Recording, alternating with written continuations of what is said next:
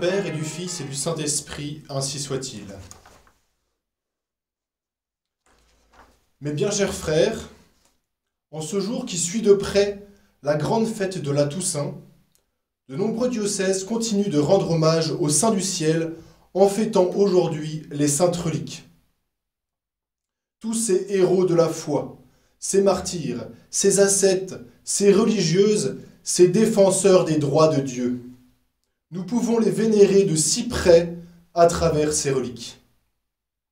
Mais qu'ils nous semblent loin, tant leur vertu nous impressionne. Nous nous comparons à eux en les contemplant, et vite nous nous décourageons.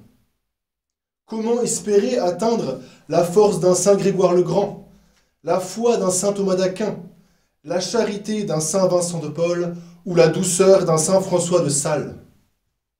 Cela nous semble inatteignable, tant nous sommes pris dans les occupations du monde et souvent englués dans nos mauvaises habitudes. Nous n'y arriverons jamais de toute façon, c'est bien trop demander à nos pauvres capacités humaines. Chers amis, nous nous sommes tous reconnus dans cette réflexion. Mais que nous arrive-t-il? Qu'est-ce que cette attitude fataliste vient faire chez des chrétiens qui vivent de 3 vertus théologales, parmi lesquelles figure l'espérance? Non, pardonnez-moi, mais c'est inadmissible. La mollesse, c'est pour les païens.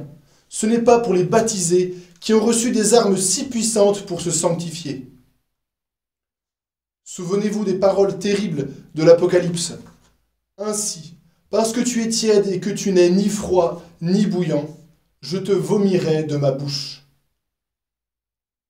Et pourtant, il y en a eu des saints. Nos autels couverts de reliques en témoignent. Il y a donc bien quelque espoir que nous puissions en faire partie un jour. Alors, chers fidèles, reprenons nos esprits. Bannissons une fois pour toutes cette attitude païenne et lâche, et soyons résolus de viser haut pour devenir de grands saints. Revenons donc à l'essentiel. Dieu seul est saint. Le terme si fort de sainteté ne s'applique qu'à lui. Personne n'est saint sinon Dieu. Mais alors, qui fêtons-nous aujourd'hui à travers les saintes reliques? Qui sont ces saints si nombreux qui jonchent nos autels? Ces saints, ce sont ceux qui n'ont pas cherché leur perfection, mais celle de Dieu en eux. Ils ont compris, eux, que Dieu seul est saint, tellement qu'ils ont cherché en tout à s'effacer pour le laisser agir, afin que lui soit saint en eux, et que soit saint par lui. Nous ne fêtons donc pas aujourd'hui la perfection personnelle d'une foule innombrable de saints. Nous ne fêtons aujourd'hui qu'une seule chose, la victoire de l'amour de Dieu en ses saints, parce qu'il n'a trouvé en ses élus aucun obstacle à son épanouissement. La victoire de Dieu, non la leur. Voilà donc ce qu'ils ont d'abord de commun. Mes bien chers frères, pourquoi cela nous étonnerait-il? Qu'entendons-nous dans l'Évangile des béatitudes que l'Église nous fait entendre à nouveau aujourd'hui? Y est-il dit « Heureux ceux qui combattent, heureux ceux qui se dépensent à la sueur de leur front, heureux les forts ». Certes, ceux-ci sont heureux, mais jamais pour ces seules raisons qui ne sont pas essentielles à la sainteté. Non. Nous ne trouvons dans cet évangile que la louange d'attitudes méprisées du monde. La pauvreté, la souffrance, la douceur, la faim, la soif, la miséricorde, la pureté, la paix dans la persécution. Où est la part de l'homme dans tout cela? Où est la gloire? Mais aussi, où est l'extraordinaire? Être pauvre, souffrir, avoir faim et soif, rester dans la paix, cela n'a rien de si impossible finalement. Quel soulagement alors! Premièrement, la sainteté ne vient pas de nous, elle nous vient directement de Dieu. Et deuxièmement, notre seule part dans cette affaire ne demande pas d'acte extraordinaire, mais ne consiste qu'à accepter. Accepter la souffrance, accepter le pardon, accepter la persécution.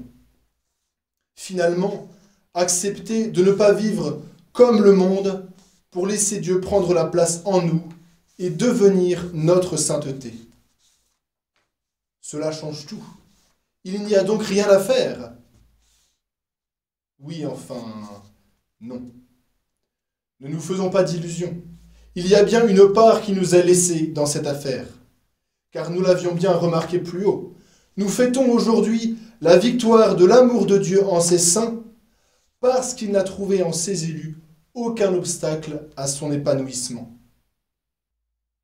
Ah, la voilà donc cette part.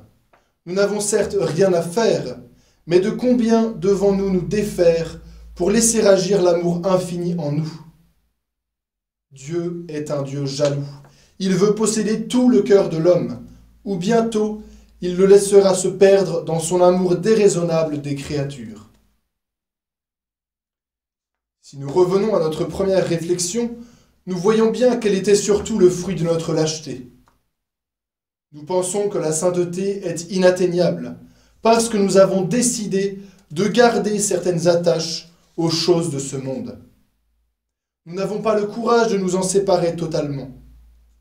Ne savons-nous pas pourtant qu'il n'est pas besoin d'une lourde chaîne pour retenir un oiseau de s'envoler, mais qu'il suffit d'un simple fil?